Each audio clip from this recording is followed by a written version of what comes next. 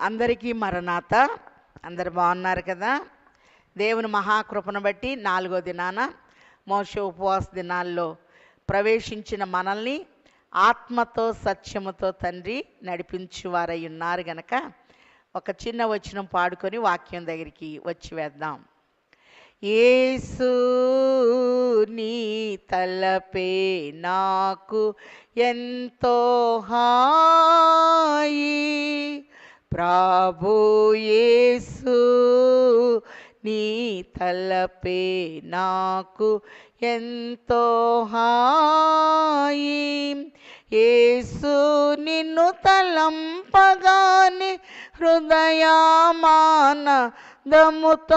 నిండున్, నీ సమ్ముఖము నా ముఖము చూచు వాసము చేసి నప్పుడేట్లుండును.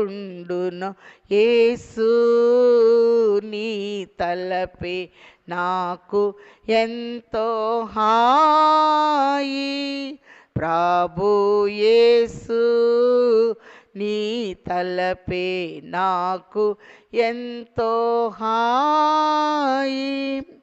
వాక్యం చదువుకుందాం. పరిశుద్ధ గ్రంథము నుండి నిర్గమకాండము 4వ అధ్యాయము ప్రారంభము. అందుకు మోషే, చిత్తగించుము, వారు నన్ను నమ్మరు, నా మాట వినరు, యెహోవా నీకు ప్రత్యక్షము కాలేదని అందురు అని ఉత్తరమియ్యగా. మరి మనందరం ప్రార్థన చేసుకొని వాక్య ధ్యానంలోనికి వెళదాం. సమీపింపరాని తేజస్సులో అమరత్వములో వసించుచు నిత్యము పరిశుద్ధుడు పరిశుద్ధుడు పరిశుద్ధుడని ప్రతిగానములు పొందుచున్న తండ్రి వందనములు. అపరిమిత జ్ఞాన సంపన్నులయ్యున్న మీరు మా జ్ఞానమునకందరూ మిమ్మల్ని అర్థము చేసుకున్న అనేక పద్ధతులలో వాక్యోపదేశ పద్ధతి, ప్రార్థనా పద్ధతి, ఆరాధన పద్ధతి, నాయన నిన్ను కలుసుకున్నటకు మీరిచ్చిన ఈ తరుణమును బట్టి వందనములు. నా నామమును జ్ఞాపకార్థముగా ఉంచు. ప్రతి స్థలములో నేను మీ యొద్దకు వచ్చి మిమ్మల్ని ఆశీర్వదింతునని తెలియచేసిన తండ్రి వందనములు. ఇప్పుడు నీ వాక్యం యొద్దకు వచ్చుచుండగా వినేవారిని, వివరించే వారిని మీ స్వాధీనం అందించుకొని మిమ్మల్ని మీరు కనపరుచుకొనమని మీ నామమంతటి కంటే మీ వాక్యమునే గొప్ప చేసి ఉన్న యేసు నామములో వేడుకొనుచున్నాము తండ్రి, ఆమేన్. ప్రభునందు ప్రియమైన వార్లారా, ప్రభు నామమున కృపా సమాధానములు తండ్రి మనందరికీ ముమ్మరముగా దయచేయును గాక, ఆమెన్. మొదటి అధ్యాయంలో శ్రమలో ఇశ్రాయేలీలు ప్రబలినట్లు కుటుంబాల వారీగా మరి ఐగుప్తుకి యోసేపును బట్టి వచ్చినట్లుగా చూచాం. రెండో అధ్యాయంలో శ్రమలో దేవుడు కాపాడుట, అలాగే ఏ ఇంటిలో నుండి శ్రమ వచ్చిందో ఆ ఇంటిలోనే మోషేని పెంచుట, గొప్పవాడుగా తయారగుట, రాజకుమారుడిగా మారుట అనేది మనం చూస్తూ ఉన్నాం. మూడో అధ్యాయంలో మోషేకి దైవ ప్రత్యక్షత, దేవుని యొక్క స్వరము వినపడినట్లుగా మనం చూచి ఉన్నాం. 4వ అధ్యాయంలో మోషేతో దేవుడు మాట్లాడుతూ నిన్ను ఐగుప్తుకి పంపటానికి నేను వచ్చానని చెప్తూ ఉంటే మోషే సాకులు చెప్తూ ఉన్నారు. అలాగుని ఆలోచన చెప్పుట, లెస్సైన జ్ఞానం ఇచ్చుట నా వశమని అంటున్న ప్రభు, నా తలంపులు మీ తలంపుల వంటివి కావు. దేవునికి మన విషయంలో ప్రత్యేకమైన తలంపు ఉన్నట్లుగా మనం చూస్తూ ఉన్నాం. కాబట్టి మోషేని దేవుడు ప్రోత్సహిస్తూ ఉన్నారు. మరి 4వ అధ్యాయంలో 1 నుండి 11 వచనాలు మనం చూస్తే మోషే సాకులు చెప్పిన వ్యక్తిగా, అలాగనే దేవుడు చేసిన 3 అద్భుతాలు మనకు కనపడుతూ ఉన్నాయి. అందుకు మోషే, చిత్తగించుము, వారు నన్ను నమ్మరు. 3వ అధ్యాయము 11వ వచనంలో ఇశ్రాయేలీలను ఐగుప్తులో నుండి తోడుకొని వచ్చుటకు నేను ఎంతటి వాడనని దేవునికి కొంచెం ఎదురు చెప్పినట్లుగా మనం చూస్తూ ఉన్నాం. అయినా ప్రభు, నేను నీకు తోడై ఉంటాను, నీ నోటికి తోడై ఉంటాను అని బలపరిచినట్లు చూస్తున్నాం. నీ పేరేంటి అని అడిగితే నేనేం చెప్పాలి అంటే, ప్రభువు నేను ఉన్నవాడను అనువాడనై ఉన్నాను అని ప్రభు తన్ను తాను బయలుపరుచుకున్నట్టు చూస్తున్నాం. ఈ అధ్యాయంలో కూడా మోషే కొంచెం ఎదురు చెప్తూ ఉన్నారు. వారు నన్ను నమ్మరు, నా మాట వినరు, దేవుడు నీకు అసలు ప్రత్యక్షము కాలేదు అందరూ అని చెప్తూ ఉంటే మోషేకి ఒక చక్కటి తర్బీదుని దేవుడిస్తూ ఉన్నారు. వాక్యంలో గనక మనం చూస్తే కీర్తన 68:19 ప్రభు స్తుతి నొందునుగాక, అనుదినము ఆయన మా భారము భరించుచున్నాడు, దేవుడే మాకు రక్షణకర్త అయ్యున్నాడు అని మనం చూస్తూ ఉన్నాం. అనుదినము భారము భరించే తండ్రి, రక్షణకర్త అయ్యున్న తండ్రి మోషేని ఒక రక్షకుడిగా పంపించటానికి దేవుని యొక్క ఉద్దేశము. మోషే నేనెంతటి వాడినన్నా, నా మాట నమ్మరు అన్నా, దేవుడు నీ ప్రత్యక్షము కాలేదు అని అందరూ అన్నా, మాట మాంద్యము కలిగిన వాడనని 4 సాకులు చెప్పిన మోషేకి చక్కటి తర్బీదు 4వ అధ్యాయంలో ప్రభువిస్తూ దైవ చిత్తమునే జరిగించినట్లుగా మనం చూస్తూ ఉన్నాం. నీ చేతిలోది ఏమిటి అని దేవుడు అడుగుతూ ఉన్నాడు. అంటే మోషే చేతిలో ఏముందో దేవునికి తెలియదా? తెలుసు. మరి ప్రభు అంటున్నారు, నా తలంపులు మీ తలంపుల వంటివి కావు. 139వ కీర్తనలో చూస్తున్నాం కదా, పెదవి దాటి మాట బయటికి రాకమునిపే నీ ఆలోచన నేను ఎరుగుదునన్న తండ్రి, నీ చేతిలోనిది ఏమిటి? కర్ర అని చెప్తున్నాడు. కాబట్టి కర్ర అనేది ఎండిపోయినట్లుగా మనం చూస్తూ ఉన్నాం. ఎండిన కర్ర సపోర్టుగా ఈయన పట్టుకొని ఉన్నాడు. ఈ కర్ర ద్వారా దేవుడు అద్భుతాలు చేయాలని చెప్పి అనుకుంటూ ఉన్నాడు. అందుకే మనం చూస్తే కర్ర అనగా ఫరోని నీ చేతికి నేను ఇస్తాను అని క్రింద పడే. కాబట్టి ఫరో యొక్క ఆలోచన ఉద్దేశములంతా తలక్రిందులు అవ్వాలి. యేసయ్య శిష్యులు అన్నారు కదా, భూలోకమును తలక్రిందులు చేయువారు వీరేనా అన్నట్లు. కాబట్టి కర్ర క్రింద వేసినప్పుడు పామవుతుంది, మోషేని కరవాలని చెప్పి చూస్తూ ఉంది. పాపము అనేది 3 అక్షరాలు. పా తీసేస్తే పాముల్లాగా ఉంటాం, మూ తీసేస్తే పాపంలాగా ఉంటాం.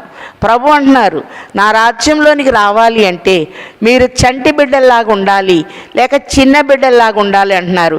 కాబట్టి చక్కటి పాపంలాగా కల్మషం లేని వారిగా మనం ఉండాలి. మరి మొదటి స్థానాన్ని తీసేస్తే పాముల్లాగా ఉంటాం. కాబట్టి ఐగుప్తీయులకు ఆరాధ దైవ స్థానంలో పామున్నట్లు మనం చూస్తూ ఉన్నాం. అలాగనే ఇక్కడ ఫరో యొక్క నైజమును కర్రలో ప్రభు చూపిస్తూ ఉన్నారు. ఫరో మరి నువ్వు అతన్ని తలను దించాలి. అలాగనే ఆదికాండం 4లో చూస్తున్నాం కదా, నువ్వు సత్క్రియ చేస్తే తల ఎత్తుకోవా అని ప్రభు కయ్యూన్తో మాట్లాడినట్లుగా మనం చూస్తూ ఉన్నాం. కాబట్టి దేవుని ప్రజలకు విరుద్ధముగా ఉన్నటువంటి ఈ ఫరో యొక్క తల దించబడాలి, దేవుని పిల్లల తల ఎత్తబడాలి. అందుకే ప్రభు సిలువలో కూడా తలను దించి ఆత్మను అప్పగించి మనం తలెత్తుకునే వారిగా తండ్రి చేసి ఉన్నారు. కాబట్టి ఈ పాము అనే మాటను మనం చూస్తున్నాం. దాని తోక పట్టుకో, తల క్రిందకి రావాలి. ఆదికాండం 3వ అధ్యాయంలో కూడా సర్పము నన్ను మోసపుచ్చింది అని అవ్వమ్మ చెప్పినప్పుడు మరి ఆదాముకి దేవుడు చెప్తున్నాడు, దాని తల చితగొట్టాలి మీరు, లేకపోతే అది మడిమను కరుస్తుంది అని. అలాగనే ఆదికాండంలోనే పామును చితగొట్టమని ప్రభువు తెలియచేశారు కనుక మరి ఇశ్రాయేలీల ప్రయాణమంతా పాము ప్రయాణాలు కనపడుతూ ఉన్నాయి. అందుకే మోషే అరణ్యములో ఇత్తడి సర్పాన్ని ఎత్తినట్లుగా మనం చూస్తున్నాం. మరి ఉదాహరణకు మోషే చేతిలో ఉన్న కర్ర అద్భుతాలు చేసే కర్రగా మారినట్టు చూస్తున్నాం. మరి దేవుని కర్రగా మారినట్లుగా మనం చూస్తూ ఉన్నాం. మరి ఈజిప్ట్ మేము వెళ్ళినప్పుడు, మిద్యాన్ వెళ్ళినప్పుడు నేను మోషే కర్రను తీసుకొచ్చాను. దానిపైన పాము అలా ఉంటుంది 3 feet. అలాగే అహరోను కర్రను కూడా తెచ్చాను. అహరోను కర్ర మరి లవంగా మోడల్లో ఉంటుంది, 5 feet 6 feet ఉంటుంది, చాలా సపోర్ట్గా కనపడుతూ ఉంటుంది. మిద్యాన్లో మోషే కర్ర అని అహరోను కర్ర అని మరి వారు అమ్మటం అనేది జరుగుతూ ఉంది. అలాగని ఇక్కడ మనం చూచినట్లయితే పరిశుద్ధ గ్రంథంలో మచ్చుకి 7 కర్రలు చూద్దాం. మోషే చేతిలో ఉన్న కర్ర ద్వారా అద్భుతాల్ని దేవుడు జరిగిస్తూ ఉన్నాడు. మోషేలోనికి శక్తిని పంపుతున్నాడు. మోషేలో ఉన్న ఆ శక్తి చేతిలో నుండి ఆ కర్రలోనికి వెళుతూ ఉంది. అది పాముగా మారుతుంది. తోక పట్టుకున్నప్పుడు మనం గమనించినట్లయితే కర్రగా మారుతున్నట్టు చూస్తున్నాం. అహరోనుకి ఒక కర్ర ఇవ్వబడింది. అలాగనే సంఖ్యాకాండము 17 అధ్యాయము 5 నుండి 8 వచనాలు చూస్తే ప్రత్యక్షపు గుడారములో మరి సాక్ష్యపు మందసం ఎదుట మరి 12 గోత్రాలకి ముంగుర్తుగా 12 కర్రలు పెట్టమన్నారు. లేవి గోత్రానికి ముంగుర్తుగా అహరోను కర్ర పెట్టబడినట్లు చూస్తూ ఉన్నాం. మరునాడు చూచినప్పుడు అహరోను కర్ర చిగురించింది, పుష్పించింది, ఫలాల్ని చూపించినట్టు చూస్తూ ఉన్నాం. ఎంత ఎండిపోయిన జీవితాలైనా ప్రభు సమక్షంలోనికి వెళ్ళినప్పుడు ఆయన చిగురింప చేస్తాడు, పుష్పింప చేస్తా అంటే వికసింప చేస్తాడు, ఫలము అనేది చూపిస్తారు. ఎందుకంటే ప్రభు ఒకసారి అంజూరపు చెట్టును చూస్తే ఫలము కనపడలేదు. అలాగనే ప్రభు వచ్చేటప్పటికి మనం ఫలం చూపించాలి. అంజూరపు చెట్టు చిగురిస్తుంది అంటే దేవుని రాకడ అతి సమీపముగా ఉందని ఇశ్రాయేలీయులకు సూచనగా వాడబడినట్లుగా మనం క్రొత్త నిబంధనలో చూస్తూ ఉన్నాం. అలాగనే అహరోను కర్ర మనం చూస్తే చిగురించిన కర్రగా సంఖ్యాకాండము 17 మరి 8వ వచనంలో మనం చూస్తూ ఉన్నాం. అంత మాత్రమే కాదు, దావీదుని ప్రభువు నా హృదయానుసారి అన్నారు. అందుకే 23వ దావీదు కీర్తన 4వ వచనంలో కనుక మనం చూస్తే దావీదుకి దేవుడు ఒక ఉన్నతమైన స్థానము, తండ్రి స్థానాన్ని ఇచ్చారు. అందుకే దావీదు కుమారుడైన యేసుక్రీస్తు వంశావళి అని మనం చూస్తూ ఉన్నాం. దావీదు ధ్యానపరుడు, భక్తిపరుడు, గొప్ప రాజు. రోజులో 10 సార్లు సమయాన్ని దేవునికి తీస్తూ 3 సార్లు ప్రార్థిస్తూ 7 సార్లు గొప్ప ధ్యానపరుడుగా ఉన్నట్లుగా చూస్తూ ఉన్నాం. 23వ దావీదు కీర్తన 4వ వచనంలో గాఢాంధకారపు లోయలో నేను సంచరించిన ఏ అపాయమునకు భయపడను, నీ దుడ్డు కర్ర నీ దండము నన్ను ఆదరించును అనే మాట చూస్తూ ఉన్నాం. దుడ్డు కర్ర అనగా గొప్ప కర్ర లేక బలమైన కర్ర. మన తండ్రి బలమైన వారు గనక ఆయన బలమైనటువంటి చేతుల్లో మనం ఉన్నప్పుడు చాలా బలిష్టంగా ఉంటాం. అందుకే పేతురుకు రాసిన మొదటి పత్రిక 5వ అధ్యాయము 6వ వచనంలో చూస్తే తగిన సమయమందు ఆయన మిమ్మల్ని హెచ్చించున్నట్లు ఆయన బలిష్టమైన చేతి క్రింద దీన మనస్కులై ఉండుడి. ఆయన మిమ్మును గూర్చి చింతించుచున్నాడు గనక మీ చింత యావత్తును ఆయన మీద వేయుడి. నిబ్బరమైన బుద్ధి కలవారై ఇండుడి. సాతాను గర్జించు సింహంలాగా ఎవరిని మృంగుదునా అని బహు క్రోధము గలవాడై మీ యొద్దకు దిగివచ్చి ఉన్నాడు అనే మాటల్ని మనం చూస్తూ ఉన్నాం. కాబట్టి ఫరో తలని దించాలి అంటే పాము తల క్రిందులుగా కనపడాలి ఇక్కడ. అంత మాత్రమే కాదు, ప్రభు శిష్యులను ఒక మాట అన్నారు, భూలోకమును తలక్రిందులు చేయువారు వీరేనా. మోషే బైబిల్ మొదటి రచయిత. కాబట్టి మోషేని దేవుడు తన చేతుల్లోకి తీసుకొని మోషే చేతికి అధికారము, అద్భుతములు చేయగలిగిన శక్తిని ఇస్తూ ఉన్నాడు. అందుకే మనం చూస్తే మోషే చేతిలో ఉన్న కర్ర దేవుని కర్ర అద్భుతాలు చేస్తుంది. అహరోను చేతిలో ఉన్న కర్ర చిగురించిన కర్ర. కాబట్టి అహరోను ప్రధాన యాజకుడిగా ఉన్నాడు. మన ప్రభు ప్రధాన యాజకుడు. మన ఆత్మీయ స్థితిని చిగురింప చేయువారై ఉన్నారు. 3వ కర్ర దావీదు కర్ర, దుడ్డు కర్ర బలమైనది, వాగ్దానాల్ని జ్ఞాపకం చేస్తూ ఉంది. నీ దుడ్డు కర్ర నీ దండము నన్ను ఆదరించును. ఆదరించే కర్రగా దుడ్డు కర్రను చూస్తున్నాం. 4వ కర్రని మనం చూచినట్లయితే మరి 4, 5 కర్రల్ని జకరియా గ్రంథము 11వ అధ్యాయంలో మనం చూచినట్లయితే 10వ వచనంలో 2 కర్రలు కనపడుతున్నాయి. 10వ వచనంలో సౌందర్యం అనే కర్ర, 14వ వచనంలో బంధం అనే కర్ర కనపడుతూ ఉంది. కాబట్టి యెషయా గ్రంథం 53లో మనం చూస్తే ఎండిన భూమిలో లేత మొక్క వలె ప్రభు కనపడుతూ ఉన్నారు. సొగసు స్వరూపాన్ని కోల్పోయినట్లుగా మనం చూస్తూ ఉన్నాం. కాబట్టి ఆ ఎండిన భూమిలో లేత మొక్క ఎవరంటే మన ప్రభువై ఉన్నారు అని ప్రభు తెలియచేస్తూ ఉన్నారు. లేత ప్రాయము, మంచి యవన కాలములో తన ప్రాణాన్ని, తన రక్తాన్ని తండ్రి మనకి ఇచ్చివేసినట్టు చూస్తున్నాం. అందుకే జకర్యా గ్రంథం 11లో ప్రభు చేతిలో 2 కర్రలు ఉన్నాయి. ఒకటి సౌందర్యము, 2 బంధము. సౌందర్యం అనే కర్ర మీద ఆయన ముఖ వర్చస్సు అనేది కనపడుతూ ఉంది. అందుకే పౌలు గారు మనకి చక్కగా తెలియచేస్తున్నారు. గలతీ 4:19లో క్రీస్తు స్వరూపము మీ యందు ఏర్పడు వరకు మీ విషయమై నాకు ప్రసవ వేదన కలుగుచున్నది. ఆయన స్వారూప్యములోనికి మనం మార్చబడాలి. యేసయ్యకి 12 మంది శిష్యులుంటే 12 మంది ప్రభు రూపాన్ని ధరించారు గనక యూదా ముద్దు పెట్టుకొని అప్పగించినట్లు మనం చూస్తూ ఉన్నాం. సౌందర్యము, దైవ సౌందర్యాన్ని తండ్రి మనకి ఇచ్చివేస్తూ ఉన్నారు.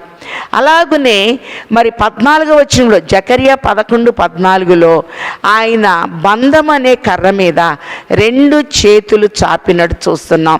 రక్షింప నేరక ఉండునట్లు యెహోవా హస్తము కొరచ కాలేదని చూస్తున్నాం.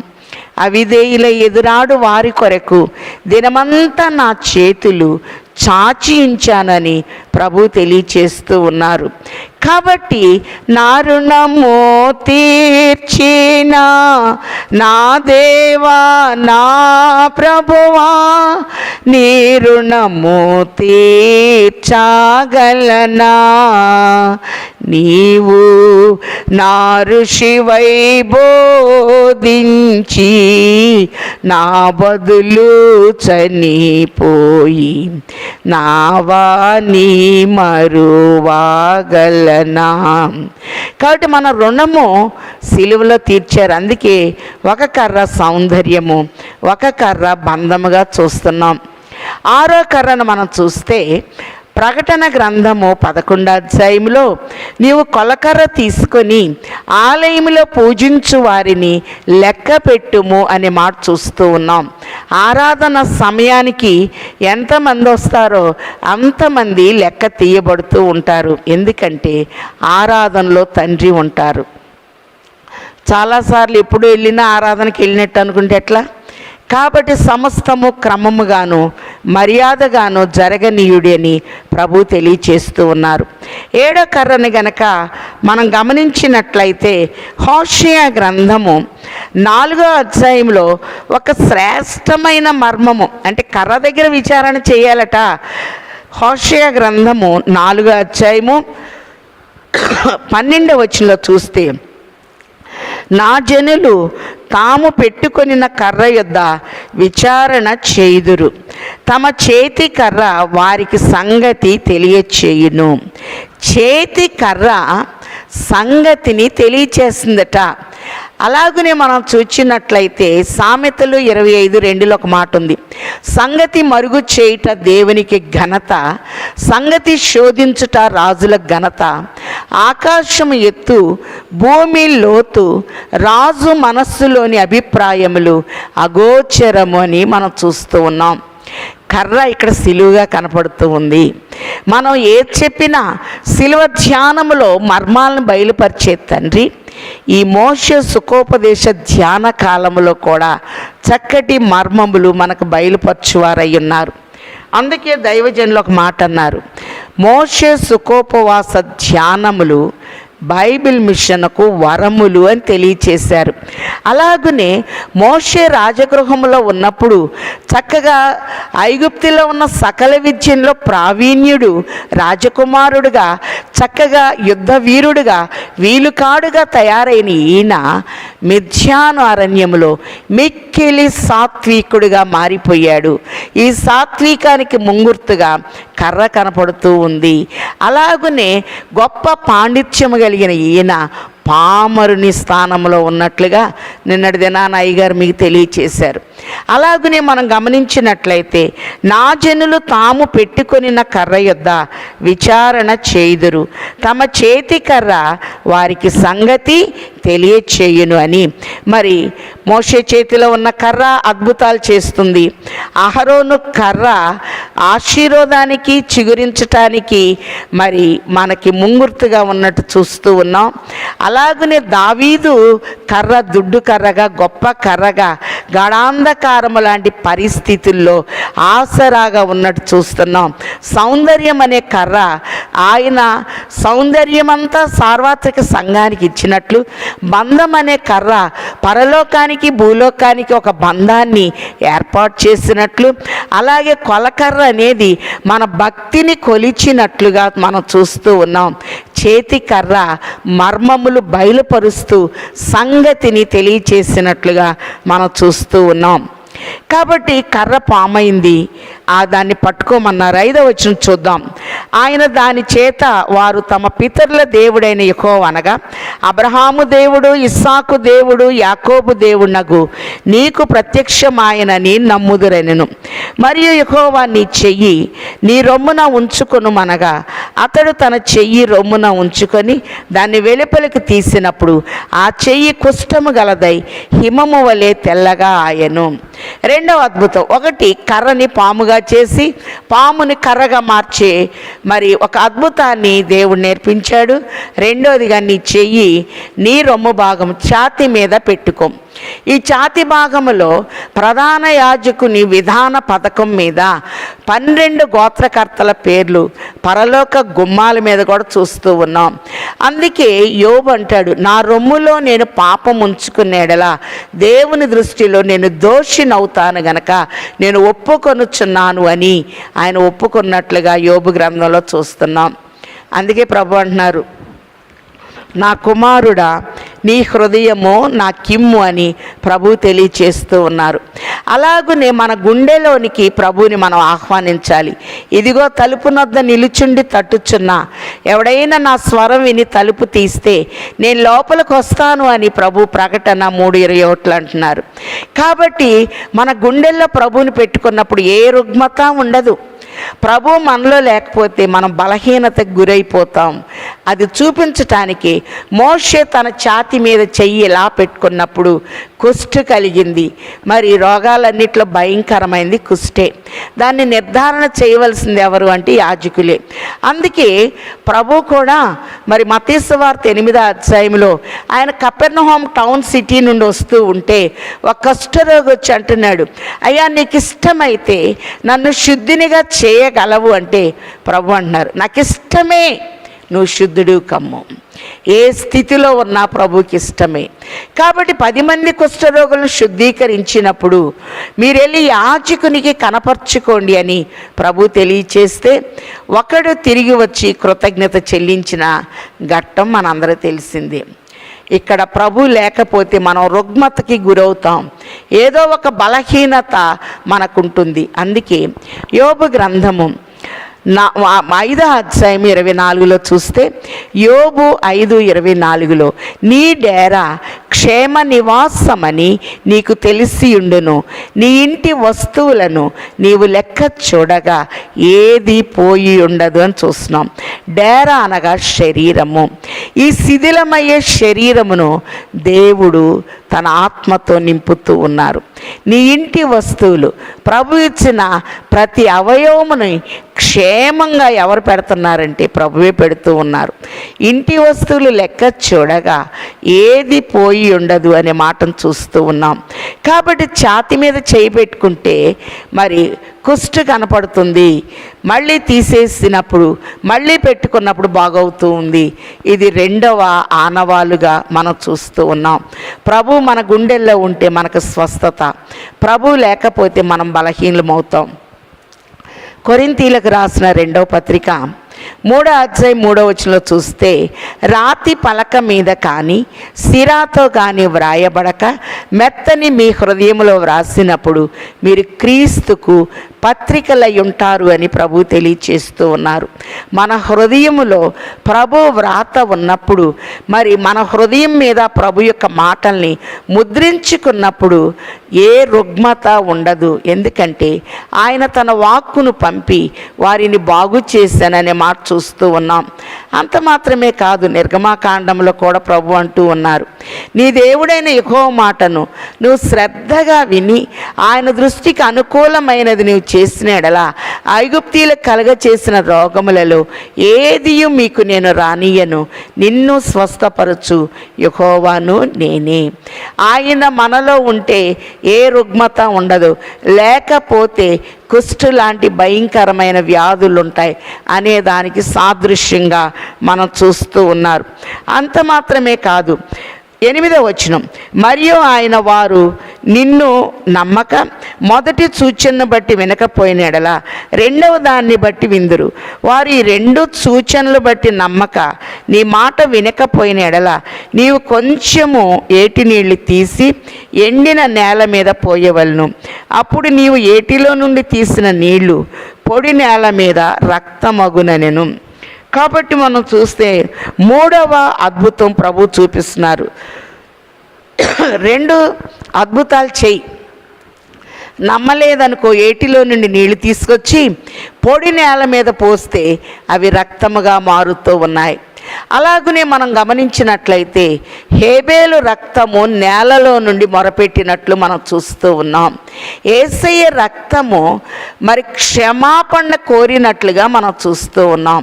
మానవునికి ఆధారము ప్రాణము రక్తమే. అందుకే మీరు రక్తము తినకూడదు అని ప్రభు తెలియచేస్తూ ఉన్నారు.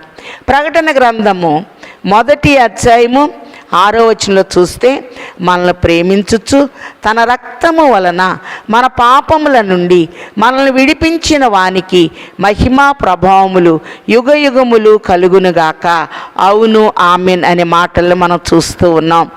కాబట్టి ప్రేమించాడు, తన రక్తాన్ని బట్టి విడిపించినట్లుగా మనం చూస్తూ ఉన్నాం.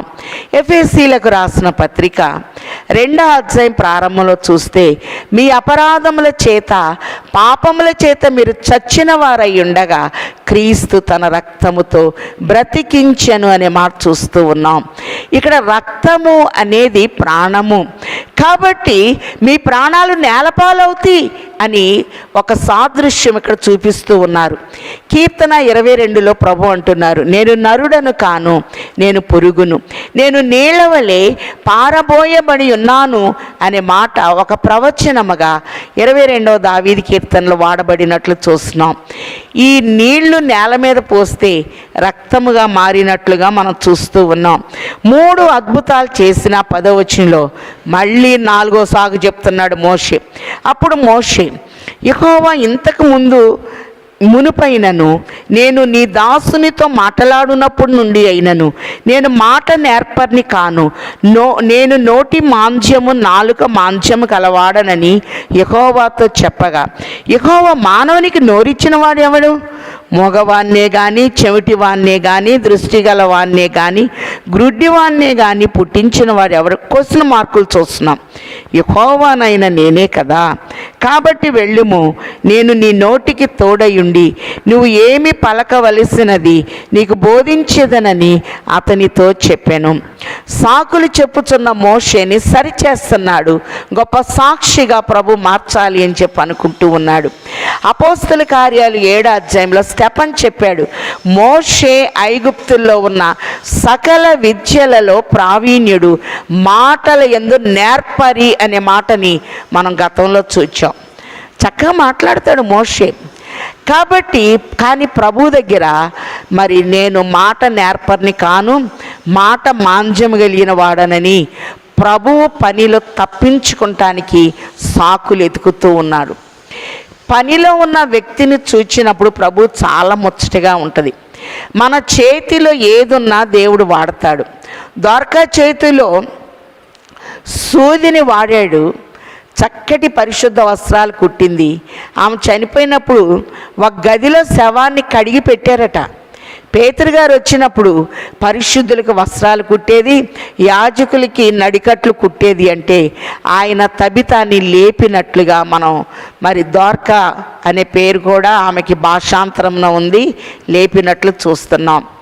అలాగనే మన చేతిలో ఏదున్నా దేవుడు వాడతాడు. సంసోను చేతిలో గాడిద ఎముక ద్వారా 1000 మందిని చంపగలిగిన సామర్థ్యాన్ని ఇచ్చాడు దేవుడు. ప్రభు కొండ మీద ప్రసంగం చేసినప్పుడు 3 దినాలు ఎవరు ఏం తినలేదు. మీ దగ్గర ఏదైనా ఉందా అంటే ఒక చిన్న బిడ్డ 5 రొట్టెలు 2 చిన్న చేపలు ఇస్తే ప్రభు దీవించి ఆ చిన్న బిడ్డ ఇచ్చిన అర్పణని మరి చక్కగా ఆశీర్వదించి 5,000 మంది తినగా మిగిలేటట్లు దేవుడు ఆశీర్వదించారు. దావీదు చేతిలో ఉన్న నున్నని రాళ్లను ఎదురు తిరిగిన గొల్యాతును హతమార్చటానికి దేవుడు వాడాడు.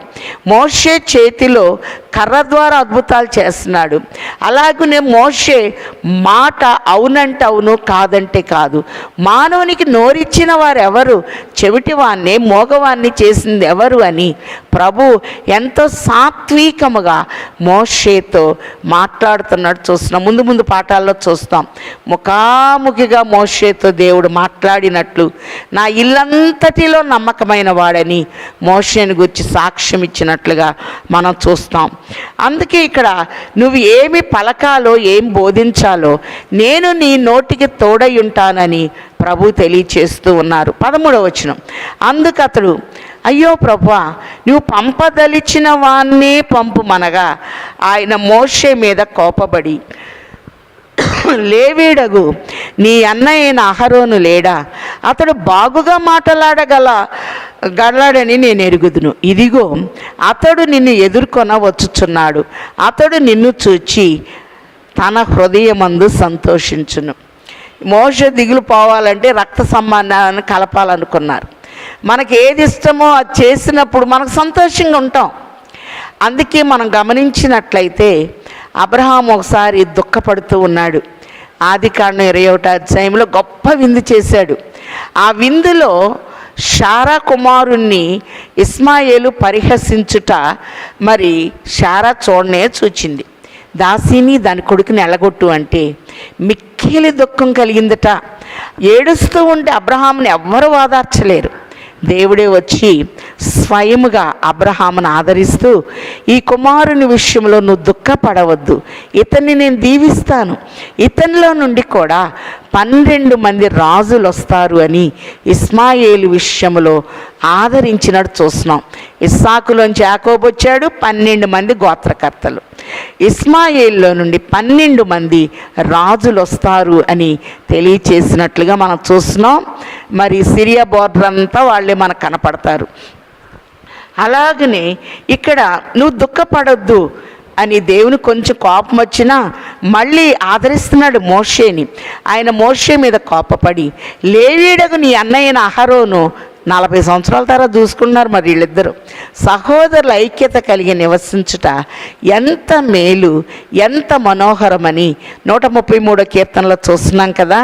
కాబట్టి అతడు బాగుగా మాట్లాడతాడని నేను ఎరుగుదును, అతడు నిన్ను చూచి తన హృదయమందు సంతోషించును. తమ్ముడు చూచినప్పుడు తప్పిపోయిన కుమారుని కథలో తమ్ముడు చూస్తే అన్న కోపం వచ్చింది. ఇక్కడ తమ్ముడు చూస్తే అన్నకి హృదయములో సంతోషం అనేది వస్తుంది. ఇదే రక్త సంబంధము అని ప్రభు తెలియచేస్తున్నారు. ఏదేమైనా వీళ్ళు యాజక కుటుంబానికి చెందిన వారిగా చూస్తున్నాం. 15వ వచనం, నీవు అతనితో మాట్లాడి అతని నోటికి మాటలు అందింపవలను, నేను నీ నోటికి అతని నోటికి తోడయుండి మీరు చేయవలసిన దాన్ని మీకు బోధించెదను. నోటికి తోడయుండి, మరి 3వ అధ్యాయంలో నేను నీకు తోడై ఉంటాను అన్నారు. ఇక్కడ నోటికి తోడై ఉంటాను అంటున్నారు. యెషయా గ్రంథము 49వ అధ్యాయము 2వ వచనంలో చూస్తే యెషయా 49:2లో నా నోటిని వాడి అయిన ఖడ్గముగా చేసి ఉన్నాడు, తన చేతి నీడలో నన్ను దాచి ఉన్నాడు, మెరుగుపెట్టిన అంబుగా చేసి తన అంబుల పొదిలో మూసిపెట్టి ఉన్నాడని ఒక చక్కటి ప్రవచనాన్ని మనం చూస్తూ ఉన్నాం. ఈ దినాన మన నోటిని వాడి అయిన ఖడ్గముగా ప్రభు చేస్తున్నారు. అందుకే నీ మాట అవునంటే అవును, కాదంటే కాదు అని ప్రభు చెప్తున్నారు. ప్రకటన గ్రంథం 1వ అధ్యాయంలో కూడా ఆయన నోటి నుండి వాడి అయిన 2 అంచులు గల ఖడ్గము బయలు వెడలుచుండెను అనే మాటను మనం చూస్తూ ఉన్నాం. 149వ కీర్తన 9వ వచనంలో కూడా విధింపబడిన తీర్పు వారి మీద నడుపుటకై వారి చేతిలో 2 అంచులు గల ఖడ్గం ఉన్నది, ఆయన భక్తులందరికీ ఘనత అదే. వాక్యం మన చేతిలో ఉన్నప్పుడు సెల్ ఫోన్లో వాక్యం చూస్తాం కాదు, వాక్యం పట్టుకొని చదవాలి. అందుకే యెహెజ్కేలుతో ఈ సెల్ ఫోన్ తినే అని చెప్పలేదు దేవుడు, ఈ పుస్తకమును తీసుకొని తినివేయము. ఎప్పుడైతే దేవుని వాక్యాన్ని బాగా చదువుతామో ధ్యానిస్తామో దేవుడు మనల్ని దీవిస్తాడు. అలాగనే మరి ప్రకటన గ్రంథం 10వ అధ్యాయంలో కూడా యోహానుతో ఈ పుస్తకము తినివేయము అని ప్రభు తెలియచేస్తున్నారు. అలాగనే ఈ ధ్యాన కాలంలో వాక్యము ప్రతి వచనము మీకు వివరించబడుతూ ఉంది గనక ఎవరు కూడా నిర్లక్ష్యముగా ఉండకూడదు అని ప్రభు తెలియచేస్తున్నారు. మనకు దైవజనులు అన్నారు, మోషే సుఖోపవాస ధ్యానములు బైబిల్ మిషన్కు వరములు. జ్ఞాపకం చేసి మళ్ళీ జ్ఞాపకం చేస్తాం. వరం సంపాదించుకోవాలంటే మీరు మరి 4వ అధ్యాయం అంతా క్షుణ్ణంగా కంటదొచ్చి ఉండాలి అని ప్రభు తెలియచేస్తూ ఉన్నారు. పాత నిబంధనలో క్రొత్త నిబంధన ఇమిడి ఉన్నది, క్రొత్త నిబంధనలో పాత నిబంధన వివరించబడి ఉన్నది. తండ్రి యందు నేను, నా యందు తండ్రి ఉన్నాడని మీరు నమ్ముటలేదన్న తండ్రి ఇక్కడ అహరోను మోషేల్ని కలుపుతున్నట్లుగా మనం చూస్తూ ఉన్నాం. అంత మాత్రమే కాదు, 16వ వచనంలో మనం చూస్తే అతడే నీకు బదులుగా జనులతో మాట్లాడును, అతడే నీకు నోరుగా నుండును, నీవు అతనికి దేవుడుగా ఉందువు, నీ కర్రను చేత పట్టుకొని దానితో ఈ సూచక క్రియలను చేయవలనని చెప్పాను. కాబట్టి అతడే మాట్లాడతాడు. నీకు అంత భయం అయితే అతనికి నువ్వు మాటలు అందించు అని చెప్తూ ఓ చక్కని మాటను వాడారు ప్రభు. ఇక్కడ మనం చూస్తే అతడే నీకు నోరుగా ఉండును, నీవు అతనికి దేవుడుగా ఉండు. అబ్బాయి ఎంత గొప్ప మాట! ఫరోకి దేవుడిగా చేశాడు, అతనికి నీవు దేవుడు అయ్యిందువు. మీరు దైవములనియు 82వ కీర్తన 6లో చూస్తున్నాం. మీరందరూ సర్వోన్నతుని కుమారులనియు నేనే చెప్పుచున్నానని ప్రభు అంటున్నారు. అలాగే రోమా 8:14లో కూడా ఎందరూ ఆయన ఆత్మచేత నడిపింపబడతారో వారందరూ దేవుని పిల్లలయ్యే అధికారాన్ని ప్రభు ఇస్తూ ఉన్నారు. దేవుని పిల్లలే దేవుని పిల్లలాగే ఉంటారు. ఎఫెసీలకు రాసిన పత్రిక 5వ అధ్యాయము 1వ వచనంలో నేను క్రీస్తును పోలి నడుచుకొనుచున్నాను, మీరు నన్ను పోలి నడుచుకొనుడి అని తెలియజేస్తూ ఉన్నారు. ప్రియులైన పిల్లల వలె దేవుని పోలి నడుచుకొనుడి, ఆయన్ని పోలి నడవాలి. అందుకే 1 కొరింథీ 11లో నేను క్రీస్తును పోలి నడుచుకున్నాను, మీరు నన్ను పోలి నడుచుకోండి అని ప్రభు తెలియచేస్తూ ఉన్నట్లుగా మనం చూస్తూ ఉన్నాం. ప్రియులైన పిల్లల వలె ఆయన పోలి నడవాలి. పౌలు గారు అన్నారు, నేను క్రీస్తును పోలి నడుచుకున్నాను.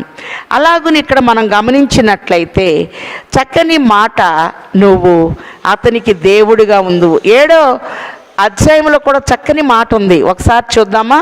నిర్గమాకాండము 7వ అధ్యాయంలో, కాగా యెహోవా మోషేతో ఇట్లెను, ఇదిగో నిన్ను ఫరోకి దేవునిగా నియమించి తిని నీ అన్న అహరోను నీకు ప్రవక్తగా ఉండును. నేను నీకు ఆజ్ఞాపించినది యావత్తూ నీవు పలకవలెను. ఫరోకి దేవునిగా నేను నియమిస్తున్నాను. ఎంత ఉన్నతమైన స్థానాన్ని మోషే సాకులు చెప్పిన దేవుడిస్తున్నాడు. 3 అద్భుతాలు జరిగినాయి, 4 సార్లు సాకులు చెప్పాడు ఈయన. అంత మాత్రమే కాదు, ఈ కర్ర చేత పట్టుకొని దానితో ఈ సూచక్రియలు చేయవలని చెప్పాను. 18వ వచనం, అటు తరువాత మోషే బయలుదేరి తన మామయ్య అయిన యిత్రో యొద్దకు తిరిగి వెళ్ళి, సెలవైన ఎడల నేను ఐగుప్తులోనున్న నా బంధువుల యొద్దకు మరలా పోయి వారు ఇంకా సజీవులై ఉన్నారేమో చూచెదనని అతనితో చెప్పగా, యిత్రో క్షేమముగా వెళ్ళుమని మోషేతో అనెను. ఈ రోజుల్లో అల్లుళ్ళు ఎట్టున్నారమ్మా? మామలకు అంత విలువిచ్చే వాళ్ళు ఎగురు కనపడతలే నాకు తెలిసినంత వరకు. మోషేకి వారి మామగారండి ఎంత గౌరవమో. మరి నా ప్రజల్ని, నా దేశాన్ని చూడాలని ఉంది అని పర్మిషన్ తీసుకుంటున్నాడు. మరి నేను నా ప్రజలు ఎలా ఉన్నారో, సజీవులై ఉన్నారో లేదో చూస్తానంటే ఇత్రో అంటున్నాడు, క్షేమముగా వెళ్ళుమని మోషేతో చెప్పాను. మంచి మామయ్యన, క్షేమంగా వెళ్ళు. ఇదివరకు లెటర్స్ రాసేటప్పుడు పైన క్షేమములని పెట్టి 2 గీతలు గీసేవాళ్ళు కింద. మనం మరణాతని రాస్తామనుకోండి, అలాగే మనం చూస్తే క్షేమముగా కొన్ని మాటలను చూద్దాం. మొదటి సమూయేలు గ్రంథము 25వ అధ్యాయము 5-6 వచనాల్లో చూస్తే దావీదు ఒక కబురు పంపుతున్నాడు నాబాలు ఇంటికి. నీకును నీ ఇంటికిని నీ కలిగిన అంతటికిని క్షేమమగునుగాక. ఈరోజు ప్రభు మనకిస్తున్నారు, నీకు నీ ఇంటికి నీ కలిగిన అంతటికి క్షేమము కలుగునుగాక, క్షేమముగా వెళ్ళుము. 23వ దావీదు కీర్తనలో చివరి వచనంలో, నేను బ్రతుకు దినములన్నీ కృపాక్షేమములే నా వెంట వచ్చును అనే మాటని మనం చూస్తూ ఉన్నాం. 122వ కీర్తన 6వ వచనంలో కూడా యెరూషలేము యొక్క క్షేమము కొరకు ప్రార్థన చేయుడి, యెరూషలేమా నిన్ను ప్రేమించువారు వర్ధిల్లుదురు. క్షేమము అనే మాటను చూపిస్తున్నాను మీకు, అంతే.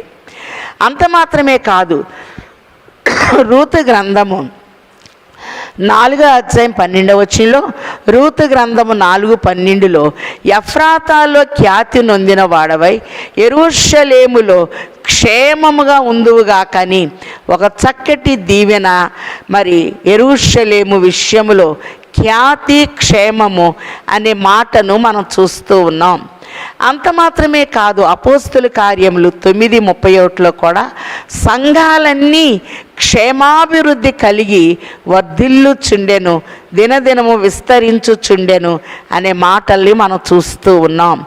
మరి కీర్తన 16లో కూడా ఆయన నాకు క్షేమాధారము అనే మాటల్ని మనం చూస్తూ ఉన్నాం. ఆదికాండం 29లో కూడా లాబాను యొద్దకు వెళ్ళుచున్న యాకోబు అడుగుతున్నాడు, మీరు ఈ ప్రాంతంలో లాబాన్ని ఎరుగుదురా? ఆయన క్షేమముగా ఉన్నాడంటే ఆయన క్షేమంగా ఉన్నాడు. ఇదిగో ఆయన కుమార్తె రాహేలు మందని తోలుకొని వస్తుంది అని పల్లెటూరులో మనం అడిగి అడక మునిపే సమాచారం అంతా చక్కగా తెలియచేస్తారు కదా. అలాగే ఇత్రో కూడా క్షేమముగా వెళ్ళుము. అలాగే దేవుని పిల్లలమైన మనం ప్రతిరోజు ఎన్ని శ్రమలున్నా ఆయన ధ్యానములో మనం కూర్చున్నప్పుడు క్షేమముగా ప్రభు నడిపించువారై ఉన్నారు. యోబు గ్రంథము 23:10లో చూస్తున్నాం, నేను నడుచు మార్గము ఆయనకు తెలియను, ఆయన నన్ను శోధించిన తర్వాత సువర్ణము వలె కనపడుదునని చూస్తూ ఉన్నాం. 19వ వచనం, అంతటా యెహోవా నీ ప్రాణమును వెతికిన మనుషులందరూ చనిపోయిరి గనక ఐగుప్తునకు తిరిగి వెళ్ళుమని మిద్యానులో మోషేతో చెప్పగా, మళ్ళీ ఆదరిస్తున్నాడు ప్రభు. వాళ్ళ అన్ననిచ్చి ఆదరించారు, వాళ్ళ మామ దగ్గర ఆదరించారు, నువ్వు దేవుడిగా ఉంటావు అని ప్రభు బలపరిచారు. నిజంగా ఆయన కృంగిన వారిని లేవనెత్తువాడు, పడిపోయిన వారిని ఉద్ధరించువాడు అని మనం చూస్తూ ఉన్నాం. నీ ప్రాణాన్ని తీయాలని ఎవరైతే అనుకున్నారో ఆ మనుషులందరూ చనిపోయి కనుక ఐగుప్తికి తిరిగి వెళ్ళుమని మిద్యానులో మోషేతో చెప్పగా, మోషే తన భార్యను తన కుమారులను తీసుకొని గాడిద మీద నెక్కించుకొని ఐగుప్తునకు తిరిగి వెళ్ళాను. కాబట్టి కుటుంబంతో వెళుతూ ఉన్నాడు. మిద్యానులో ఒక కుటుంబాన్ని దేవుడు మోషేకి ఏర్పాటు చేశారు. మోషే తల్లిదండ్రులు అమ్రాము యొకెబెతు మనం చెప్పుకున్నాం 2వ అధ్యాయంలో. మంచి దైవభక్తి కలిగిన యాజక కుటుంబం. ఈ యాజక కుటుంబంలో 3 పిల్లలు ఇచ్చారు, 3 యాజకులే. అహరోను యాజకుడు, మోషే ప్రవక్త, మిర్యాము ప్రవక్తని స్థానంలో ఉన్నట్లుగా మనం చూస్తున్నాం. ఇంత చక్కటి కుటుంబానికి అరణ్యములో కూడా నీటి ఓటల్ని కలుగచేసే దేవుడు మోషేకి చక్కటి కుటుంబాన్ని మరి షిపోరానిచ్చి ఒక కుటుంబాన్ని ఏర్పాటు చేసినట్లుగా మనం చూస్తున్నాం. ఈమె చాలా చురుకైన స్త్రీ, విలువైన స్త్రీ, ప్రాణాన్ని కాపాడిన స్త్రీ. అలాగునే మనం చూస్తే 21వ వచనంలో, అప్పుడు యెహోవా మోషేతో ఇట్లను, నువ్వు ఐగుప్తునకు తిరిగి చేరిన తర్వాత చేయుటకు నేను నీకు ఇచ్చిన మహత్కార్యములన్నీ ఫరో ఎదుట చేయవలను సుమి. అయితే నేను అతని హృదయమును కఠినపరిచెదను, అతడు ఈ జనులను పోనీయడు. అప్పుడు నీవు ఫరోతో ఇశ్రాయేలు నా జ్యేష్ఠ కుమారుడు, నన్ను సేవించున్నట్లు నా కుమారుని పోనిమ్మని నీకు ఆజ్ఞాపించుచున్నాను. వాణ్ణి పంపనొల్లని ఎడల ఇదిగో నేను నీ కుమారుని, నీ జ్యేష్ఠ కుమారుని చంపెదనని యెహోవా సెలవిచ్చుచున్నాడని అతనితో చెప్పుమనెను. కాబట్టి కుటుంబంతో బయలుదేరాడు. ప్రభు మళ్ళీ హెచ్చరిక చేస్తున్నాడు, నువ్వు ఫరో దగ్గరికి వెళ్ళి ధైర్యంగా మాట్లాడాలి. ఇశ్రాయేలు నాకు ప్రతిష్ఠిత జనము, నా జ్యేష్ఠ కుమారుడు ఇశ్రాయేలు. నువ్వు పంపకపోతే నీ జ్యేష్ఠ కుమారుడు మీలో జ్యేష్ఠులు చనిపోతాడు. ఈ మాట చెప్పాలంటే నాలాంటి వాళ్ళు అయితే అసలు చెప్పలేరు కదా, కానీ చెప్పమన్నాడు. ఎలా జ్యేష్ఠ కుమారుడు ఒక్కసారి ప్రవచనాలు చూద్దాం. ఇర్మియా గ్రంథము 2వ అధ్యాయంలో మనం చూస్తే ఇశ్రాయేలు యొక్క స్థానము దేవుని దృష్టిలో ఎంత ఔన్నత్యంగా ఉందో ప్రభు తెలియచేస్తూ ఉన్నారు. 3వ వచనం, అప్పుడు ఇశ్రాయేలు యెహోవాకు ప్రతిష్ఠిత జనమును, ఆయన రాబడికి ప్రథమ ఫలమును ఆయను. అతన్ని లయపరచు వారందరూ శిక్షకు పాత్రులైరి, వారి కీడు సంభవించును. ఇదే యెహోవాకు. ఇశ్రాయేలు యెహోవాకు ప్రతిష్ఠిత జనము, ఆయన రాబడికి ప్రథమ ఫలము. ప్రపంచంలో మనం చూస్తే మరి 12 సార్లు కంటే ఎక్కువ నోబెల్ బహుమతి పొందిన వారు ఎవరంటే ఇశ్రాయేలీలు. ప్రపంచ గడియారము ఇశ్రాయేలీలు. వాగ్దాన జనులు ఇశ్రాయేలీలుగా మనం చూస్తున్నాం. ఇశ్రాయేలు అనగా యాకోబు దేవునితో పోరాడి గెలిచినట్లుగా మనం చూస్తూ ఉన్నాం. అంత మాత్రమే కాదు, ఇశ్రాయేలు ఐగుప్తుకు వచ్చినప్పుడు యోసేపు తన పిల్లల్ని దీవించమన్నప్పుడు ఆయన చేతులు మార్చి దీవించాడు. అలా కాదు నానంటే నాకు తెలుసులే నాయన అన్నారు. అంటే ఎఫ్రాయిముని జ్యేష్ఠులుగా చూపిస్తున్నాడు ఈయన. ఒకసారి చూద్దాం. ఇర్మియా 31:20 వచనంలో చూస్తే, ఎఫ్రాయిము నాకు ఇష్టమైన కుమారుడా, నాకు ముద్దు బిడ్డ. యాకోబు దీవించాడు గనక నేను అతనికి విరోధముగా మాట్లాడినప్పుడల్లా అతని జ్ఞాపకము నన్ను విడవకున్నది. అతన్ని గూర్చి నా కడుపులో చాలా వేదనగా ఉన్నది. తప్పక నేను అతన్ని కరుణింతును. ఇదే యెహోవా వాక్కు అనే మాట చూస్తున్నాం. అంత మాత్రమే కాదు, యెషయా గ్రంథము 45వ అధ్యాయము 3వ వచనంలో కూడా, పేరు పెట్టి నిన్ను పిలిచిన ఇశ్రాయేలు దేవుడు నగు యెహోవాను నేనే అని నీవు తెలుసుకున్నట్లు పేరు పెట్టి ఇశ్రాయేలుని నేను పిలిచాను అని చెప్పి ప్రభు ఒక చక్కని మాట అంటూ ఉన్నారు. అంత మాత్రమే కాదు, యెషయా 43లో యాకోబు నిన్ను సృజించిన వాడగు యెహోవా, ఇశ్రాయేలు నిన్ను నిర్మించిన వాడు ఎలాగూ సెలవిచ్చుచున్నాడు, నేను నిన్ను విమోచించి ఉన్నాను, భయపడకుము, పేరు పెట్టి నిన్ను పిలిచి ఉన్నాను, నీవు నా సొత్తు. ఇశ్రాయేలు అనగా దేవుని సొత్తు, ఇశ్రాయేలు అనగా ప్రథమ ఫలము, ఇశ్రాయేలు అనగా దేవునికి ప్రతిష్ఠిత జనము.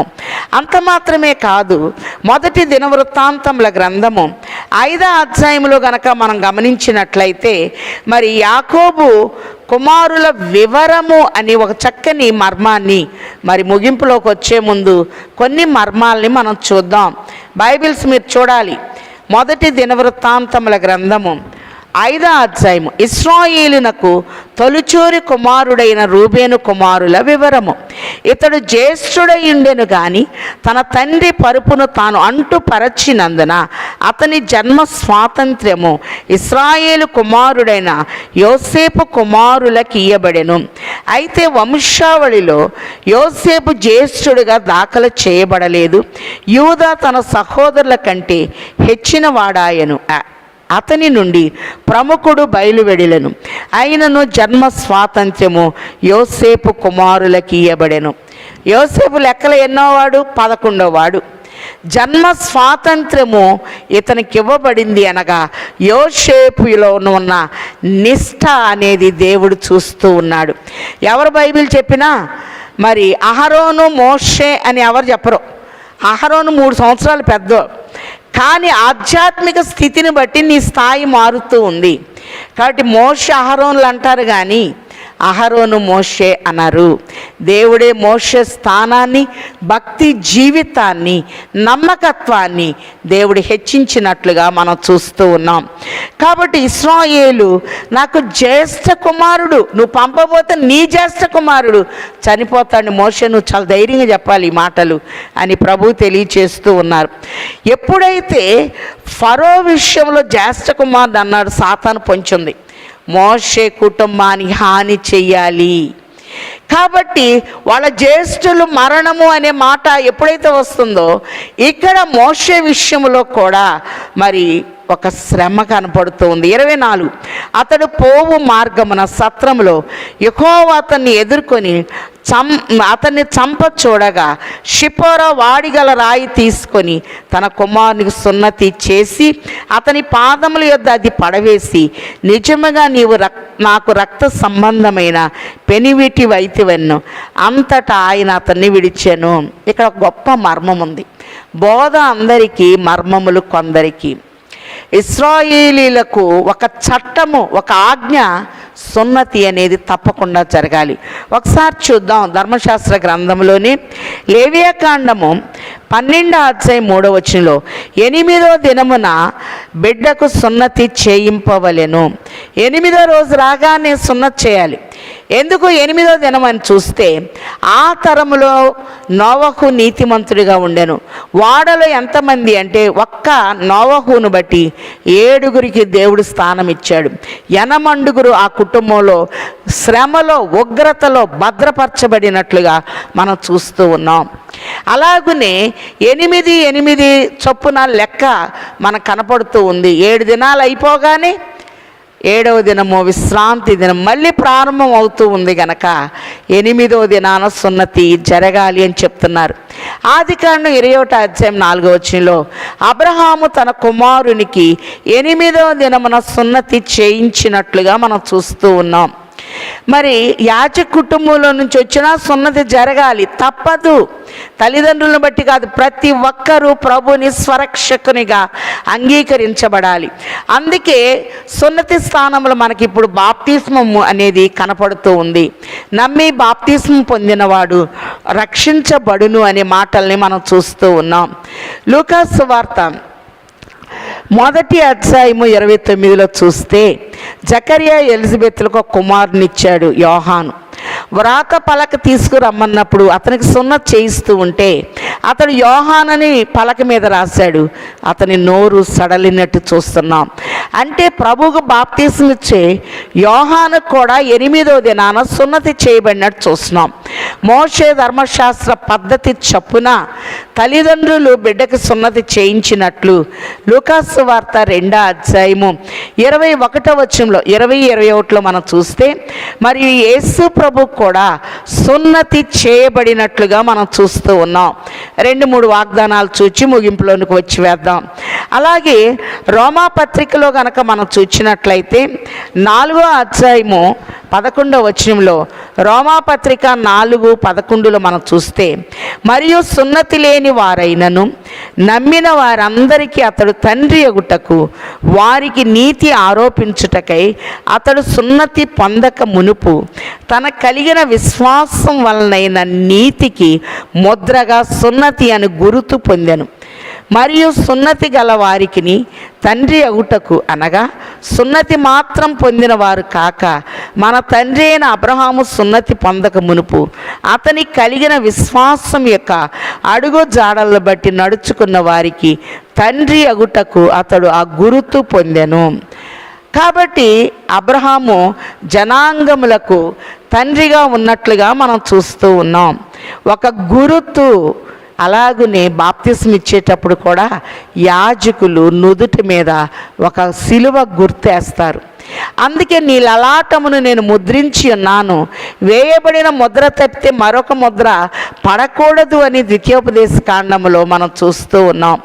ప్రకటన గ్రంథము 22:4 కూడా మరి ఇక్కడ మనం చూస్తే, ఆయన దాసులు ఆయన్ను సేవించుచుండిరి, వారి నొసళ్ళ యందు ఆయన నామము వారికి అగుపడుచుండెను. ఇక్కడ సిలువ ముద్ర వేసేస్తారు, కానీ నామముగా పరలోకములో కనపడుతుంది. ఎందుకంటే అన్ని నామముల కన్నా పై నామము యేసు నామము అనే మాటల్ని మనం చూస్తూ ఉన్నాం.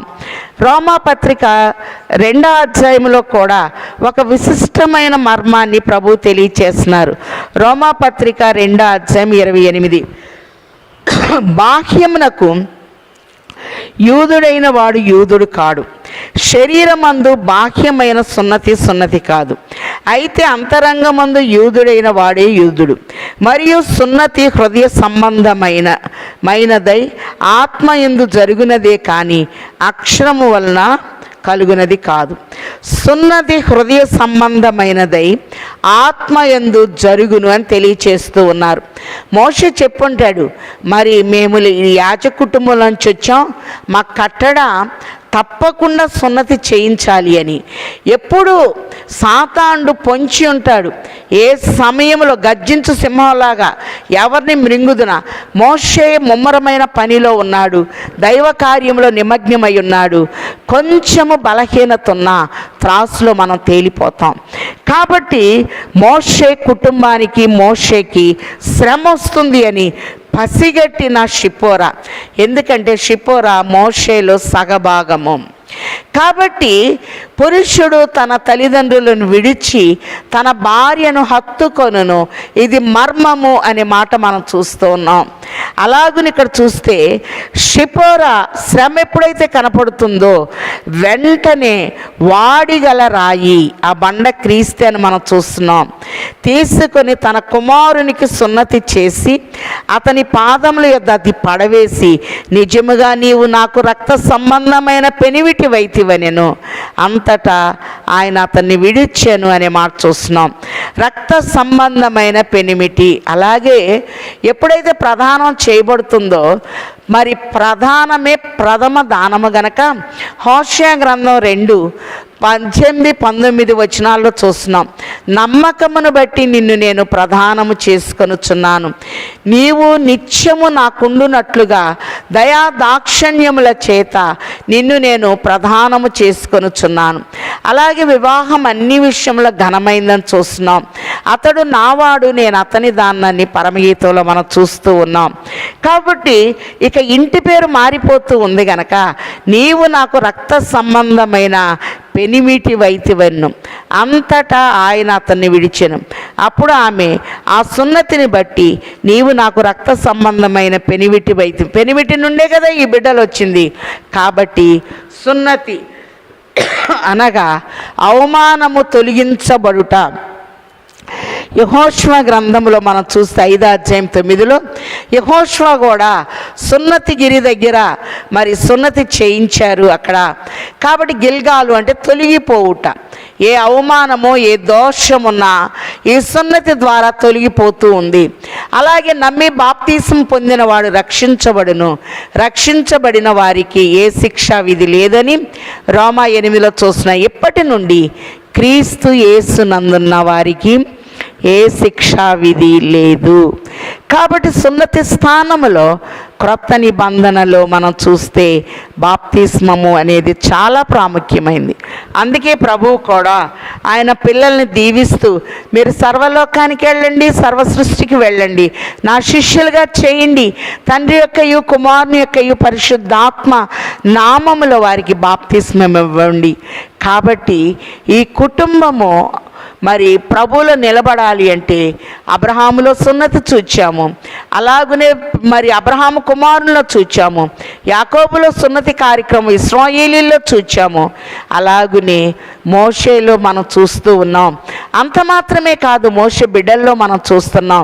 అంత మాత్రమే కాదు, మోషేకి తల్లిదండ్రులు మరి ఐగుప్తులో ఉన్నప్పుడు చేయించి ఉండవచ్చు, కానీ బిడ్డల విషయంలో ఇక్కడ వెంటనే షిపోరా మోషేలో సగభాగము ఆమె చేస్తూ ఉన్నట్లుగా మనం చూస్తూ ఉన్నాం. అలాగనే మనం గమనించినట్లయితే యేసు ప్రభుకు కూడా మోషే ధర్మశాస్త్ర పద్ధతి ప్రకారము సున్నతి జరిగింది. అలాగనే బాప్తిస్మిచ్చు యోహానుకు కూడా 8వ దినాన సున్నతి అనేది జరిగింది. అలాగనే మనం చూచినట్లయితే ఈ సున్నతిని బట్టి ఒక బంధము అనేది దేవునికి మనకి మనకి ఒక బంధము ఏర్పాటు చేయబడింది. అందుకే ప్రభు అంటున్నారు, మీరు మీ సొత్తు కాదు, విలువ పెట్టి కొనబడిన వారు, మీ దేహముతో దేవుణ్ణి మహిమపరచండి అని ప్రభు తెలియచేస్తున్నారు. 27వ వచనం, మరియు యెహోవా మోషేను ఎదుర్కొనుటకు అరణ్యములోనికి వెళ్ళుమని అహరోనుతో చెప్పగా అతడు వెళ్ళి దేవుని పర్వతమందు అతన్ని కలుసుకొని అతన్ని ముద్దు పెట్టుకొను. అప్పుడు మోషే తన్ను పంపిన యెహోవా పలుకుచున్న మాటలన్నిటినీ, ఆయన చేయని ఆజ్ఞాపించిన సూచక్రియలన్నిటినీ అహరోనుకు తెలియచేసెను. తర్వాత మోషే అహరోన్లు వెళ్ళి ఇశ్రాయేలీయుల పెద్దలందరినీ పోగు చేసి యెహోవా మోషేతో చెప్పిన మాటలన్నీ అహరోను వివరించి జనుల ఎదుట ఆ సూచక్రియలు చేయగా జనులు నమ్మిరి.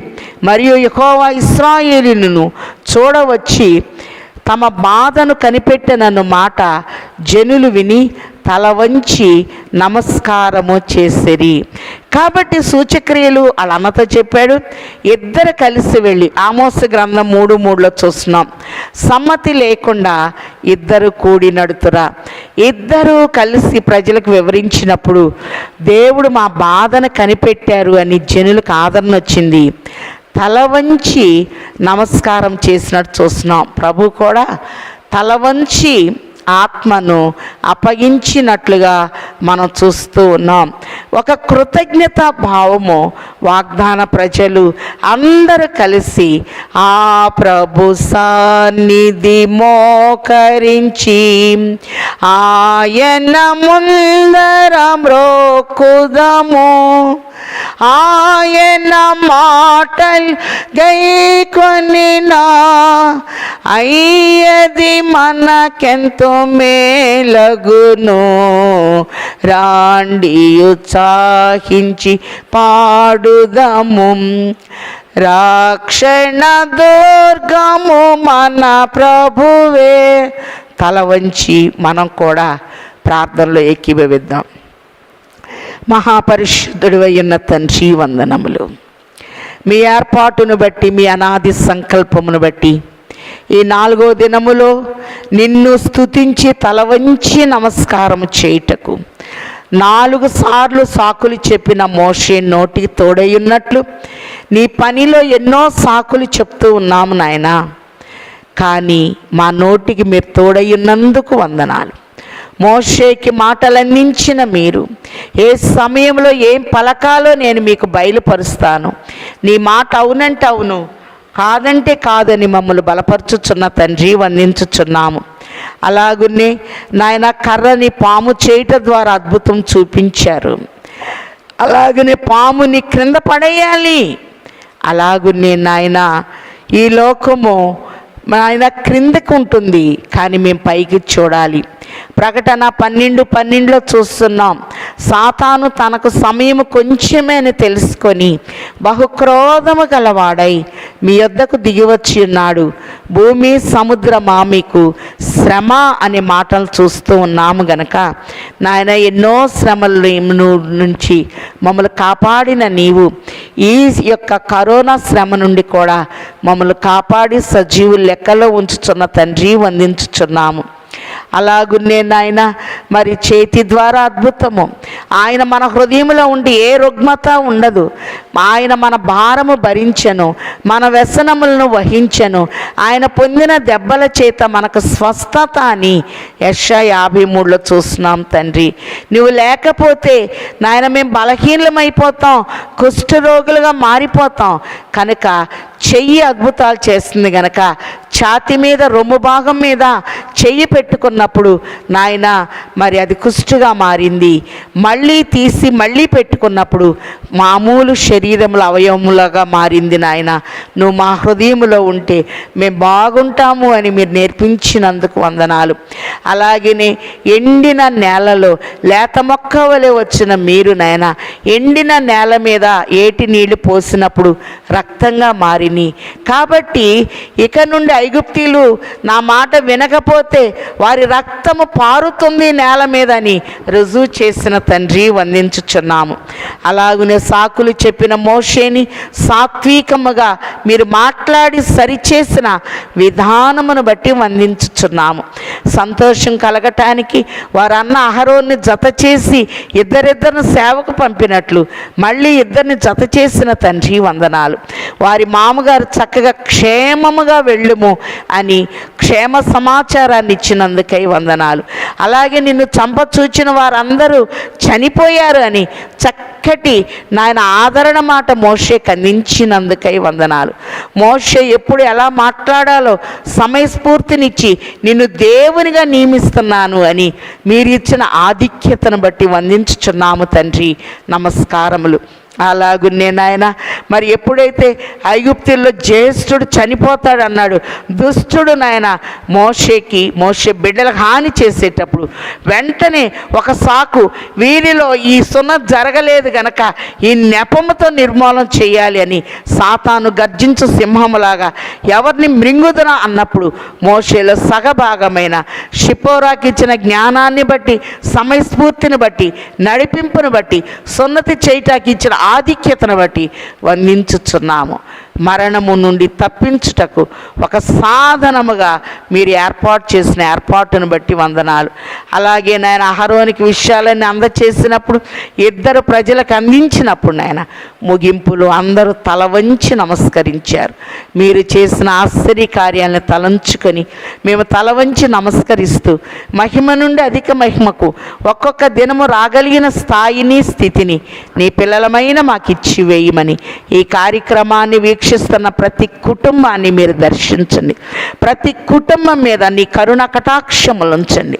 నీ బిడ్డలకి సమయోచితముగా పలుకబడిన మాట చిత్రమైన వెండి పళ్ళెములో ఉంచబడిన బంగారు పండు వంటిది అన్నట్లు సందర్భానుసారముగా మాట్లాడగలిగిన జ్ఞాన విధేయతను అందించమని, అలాగునే నాయన బిడ్డలందరినీ కనికరించి నాయన అమ్రాము యొకబేతు కుటుంబం యాజక కుటుంబమును ముగ్గురు బిడ్డల్ని ఎలా దీవించారో ప్రతి కుటుంబంలో ఉన్న బిడ్డల్ని నీ పనిలో ఆ రీతిగా దీవించి వర్ధిల్ల చేయమని, అలాగే ప్రతి ఒక్కరి మీద నీ ఆశీర్వాద హస్తమును ఉంచండి. అలాగే మాకు యాజకుడిగా ఇచ్చిన షాలేం షరతును మీరు దీవించి నీ కృపలో మహిమ నుండి అధిక మహిమకు మీరు పెంచమని, బిడ్డలందరినీ నీ పనిలో ముమ్మరముగా వాడుకొనమని, సంఘాలని సౌభాగ్యవంతముగా వర్ధిల్ల చేయమని, మా కొరకు ప్రాణం పెట్టి తిరిగి లేచి మమ్మల్ని ఆకర్షించుటకు వరుడుగా వచ్చుచున్న యేసయ్య శ్రేష్ఠ నామములో బ్రతిమిలాడి వేడుకొనుచున్నాము తండ్రి. ఆమెన్. అదృశ్యుడైన తండ్రి యొక్కయు అద్వితీయుడైన కుమారుని యొక్కయు అంతరంగ నివాసి అయిన పరిశుద్ధాత్మ తండ్రి సంపూర్ణ సహాయము సమృద్ధి సమకూర్పు సదా తోడయుండి మనలందరినీ ఈ యొక్క ధ్యాన కాలములో తండ్రి చెయ్యి పట్టి నడిపించి వేయును గాక. ఆమెన్. అందరికీ మరణాత.